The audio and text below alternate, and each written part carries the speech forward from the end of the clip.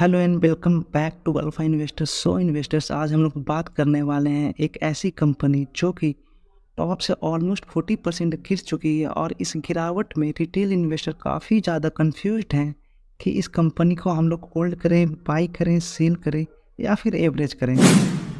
तो हम लोग बात कर रहे हैं दीपक नाइट्रेट की, जहां पर लास्ट ट्रेडिंग डे में दीपक नाइट्रेट में ऑलमोस्ट 0.7% की तेज़ी देखने को मिल रही थी और एक सालों का रिटर्न देखें तो एक सालों में लगभग 20% का नेगेटिव रिटर्न और 5 सालों में 622% का एक धुआंधार रिटर्न अपने इन्वेस्टर्स को दिया है। ये वीडियो मेनली 3 पार्ट में होने वाली है, जहाँ पर पहले पार्ट में हम लोग देखने वाले इस कंपनी का बिजनेस और दूसरे पार्ट में देखने वाले हैं इस कंपनी का फंडामेंटल्स और तीसरे पार्ट में हम लोग जो मेनली देखने वाले हैं टेक्निकल्स। तो चलिए पहले पार्ट को स्टार्ट करने से पहले हम लोग पहले छोटी छोटी बेसिक चीज़ें को जान लेते हैं, जहाँ पर बहुत धुआंधार रिटर्न देती है। उसका मेन वजह जो जनरली देखने को मिलता है कि जनरली केमिकल कंपनी में स्कैम बाकी सभी कंपनी में की तुलना में से बहुत कम देखने को मिलता है। और दूसरा जो मेन रीज़न है कि केमिकल कंपनी चलाना कोई छोटी मोटी बात नहीं होती है। केमिकल कंपनी में एक मूठ होती है। तो मैं बता दूं कि ये मूठ होती क्या है, वो किस तरह की मूठ होती है। भारत में जितनी भी केमिकल कंपनी है उन सभी को चलाने के लिए एक लाइसेंस की ज़रूरत पड़ती है और उस लाइसेंस को लेने में कंपनी के पसीने छूट जाते हैं।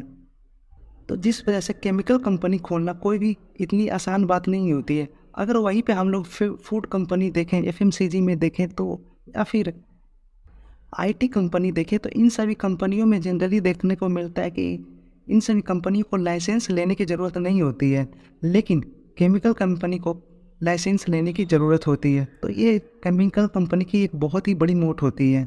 और दूसरी बड़ी मोट होती है कि एक धुआंधार रिटर्न।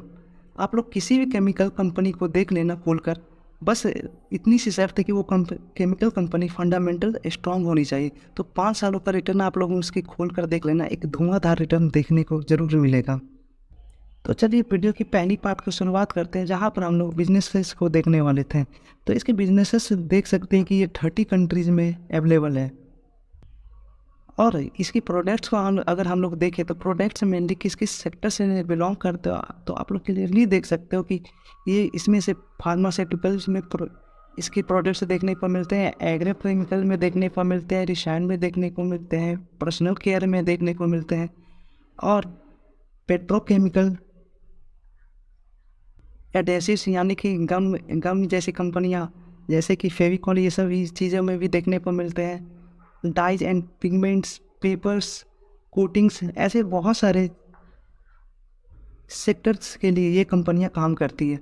और कुछ मेजर क्लाइंट्स की बात करें तो आप लोग देख सकते हो कि यूनिलीवर हो गया, इंडियन ऑयल हो गया, निरमा कंपनी हो गई, रिलायंस हो चुकी है, लुब्रिजॉल हो चुकी है। अगर आप लोग इसके डिटेल में क्लाइंट देखना चाहो तो इतनी सारी क्लाइंट देखने को मिलती है कि सिर्फ क्लाइंट का नाम पढ़ते रहें तो ये वीडियो बहुत ही ज़्यादा लंबी हो जाएगी। जैसे कि कुछ मेजर क्लाइंट्स के नाम ले लेता हूँ। रिलायंस तो अभी आप लोगों ने देख लिया, गुडईयर जो कि टायर बनाने वाली कंपनी है, यूपीएल जो एग्रो फार्मा की कंपनी है, सन फार्मा जो मेडिकल की कंपनी है, लुपिन मेडिकल की कंपनी है, doctor Reddy's, Jubilant food, Zydus candela, Aditya Birla. आप लोग वीडियो पॉज करके इसकी सारी क्लाइंट्स को देख सकते हो कि नहीं, पर ना वीडियो बहुत ही बड़ी हो जाएगी। जैसे कि कुछ और क्लाइंट्स देख सकते हैं कि आरती फार्मा, पीआई इंडस्ट्री, ये सभी क्लाइंट्स इसके देखने को मिलते हैं। अगर किसी भी कंपनी में इतने सारे रेपुटेड क्लाइंट देखने को मिलते हैं तो यानी कि इस कंपनी में ज़रूर कोई बात होती है। इसके लिए मैं वही पुराना एग्जांपल दोहराना चाहूँगा। जैसे कि आपका ये एक कपड़े की शॉप है और आपके कपड़े की शॉप पे सर रतन टाटा कपड़े खरीदने आ जाए तो आपकी मार्केट में एक अलग सी पहचान बन जाएगी और आपकी दुकान की तरफ बाकी सभी लोग भी दौड़े चले आएंगे, जिससे आने वाले टाइम में आपकी दुकान की रेवेन्यू भी बढ़ जाएगी। तो सिंपली आप इसे दीपक नाइट्रेट से भी कनेक्ट करके देख सकते हो कि जहाँ पर इतनी बड़ी बड़ी क्लाइंट देखने को मिलती है, यानी कि इस कंपनी का रेपुटेशन बहुत ज़्यादा अच्छा है। लोग इस कंपनी पे बिलीव करते हैं कि टाइम पे ये मेरे प्रोडक्ट्स को ऑर्डर फुलफ़िल कर देगा। तो इस कंपनी के पास एक बहुत ही बड़ी मोट देखने को मिलती है। अगर आप लोग ग्लोबली पढ़ना चाहो तो ये कंपनी कहाँ कहाँ अपनी बिजनेसेस कर रही है तो आप लोग स्क्रीन पर देख सकते हैं। तो इस डेटा को देखकर शायद बहुत सारे लोग सोच रहे होंगे कि पूरी दुनिया में तो रिसेशन चल रही है, तो यानी कि इस क्वार्टर के रिजल्ट खराब ही आएंगे। तो चलिए इसके लिए मैं देख लेता हूँ कि दीपक नाइट्रेट का सबसे बड़ा रेवेन्यू किस कंट्री से आते हुए देखने को मिलता है। दीपक नाइट्रेट का जो सबसे बड़ा रेवेन्यू का सोर्स है वो है डोमेस्टिक। डोमेस्टिक में आप लोग देख सकते हैं, डोमेस्टिक से ऑलमोस्ट 78% का बिजनेस करते हैं और मिडिल ईस्ट से लगभग 22% का बिजनेस करते हुए देखने को मिलता है। यानी कि जो दीपक नाइट्रेट का जो मेजर इनकम है वो भारत से ही आते हुए देखने को मिलता है। अगर दीपक नाइट्रेट की पोजीशन की बात करें तो दीपक नाइट्रेट भारत का 75% सोडियम नाइट्रेट अकेले खुद सप्लाई करता है। और दीपक नाइट्रेट का जो सबसे बड़ा रेवेन्यू है वो है फिनोलेक्स। इंडिया में दीपक नाइट्रेट के मेनली 3 जगह प्लांट देखने को मिलते हैं, वो है गुजरात, महाराष्ट्र और तेलंगाना। तो सबसे बड़ी प्रॉब्लम भी दीपक नाइट्रेट में यही है कि इसके प्लांट्स इंडिया में कुछ थोड़ी ज़्यादा कम है। और हाल के टाइम में हम लोगों ने देखा था कि गुजरात प्लांट में आग लग गई थी। सपोज डेट किसी कंपनी के पास एक ही प्लांट हो और उसमें आग लग जाए तो उस कंपनी का पूरा कारोबार ही ठप पड़ जाएगा। लेकिन खुशी की बात यह है कि दीपक नाइट्रेट के पास कम से कम 2 और प्लांट देखने को मिल रही थी। तो चलिए अब हम लोग वीडियो के सेकंड पार्ट यानी कि दीपक नाइट्रेट के बैलेंस शीट वगैरह पे नज़र डाल लेते हैं। तो चलिए सबसे पहले हम लोग देखते हैं दीपक नाइट्रेट के जो लॉन्ग टर्म बोरोइंग्स हैं। आप लोग इसके चार्ट पे क्लियरली देख सकते हैं कि ये कंटिन्यूस रूप से घटते हुए देखने को मिला है। जो करेंट टाइम में जो लॉन्ग टर्म बोरोइंग है वो मात्र 95 करोड़ का है और शॉर्ट टर्म बोरोइंग 159 करोड़ का है। और क्वार्टर देखिए तो थोड़ी सी उछाल देखने को मिल रही है। लेकिन शॉर्ट टर्म बोरोइंग जैसा कि आप लोग जानते होंगे कि ज़्यादा मायने नहीं रखता, क्योंकि शॉर्ट टर्म बोरोइंग्स मात्र 365 दिन यानी कि 1 सालों के लिए होता है। तो 1 सालों में कंपनी इस चीज़ को चुका ही देगी।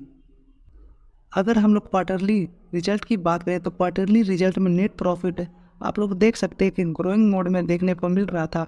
लेकिन बीच में थोड़ी बहुत प्रॉब्लम जो देखने को मिली थी, जहाँ पर 303 करोड़ के बाद इन दीपक नाइट्रेट थोड़ी सी उठा पटक ज़्यादा देखने को मिल रही थी।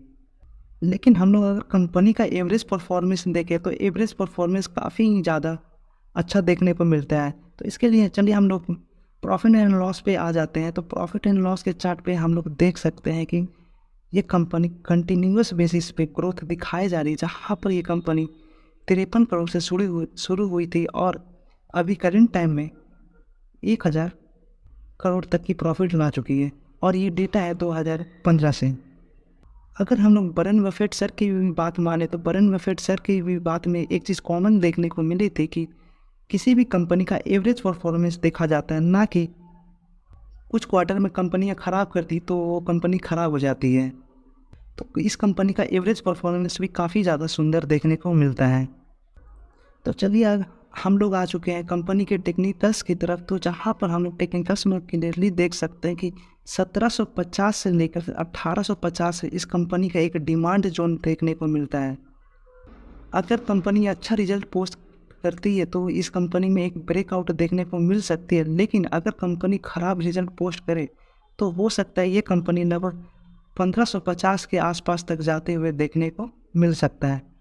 लेकिन करेंट टाइम की सिनेरियो की बात करें तो करेंट टाइम्स के सिनेरियो में क्रूड ऑयल की प्राइसेस काफ़ी ज़्यादा गिर चुकी थी। इस वजह से उम्मीद है कि इसके रिजल्ट में भी एक उछाल देखने को मिले।